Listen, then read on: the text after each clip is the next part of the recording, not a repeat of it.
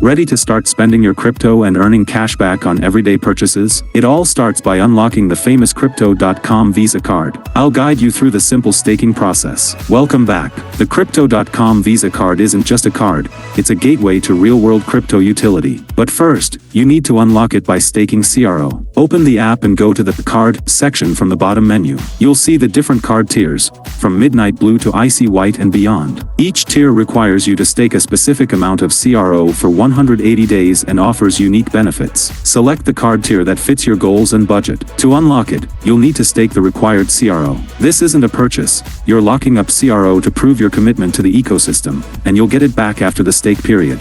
A vital pro tip: staking for a card also boosts your earnings in the earn and exchange programs. Think of it as the master key that unlocks the platform's best perks. Once your stake is confirmed, your virtual card is ready to use immediately while you wait for the physical one. You are now officially on your way to spending with crypto. Unlocking the card is your first step toward maximizing your rewards. What's next? In our following guide, I'll show you how to order your physical card. Don't miss it.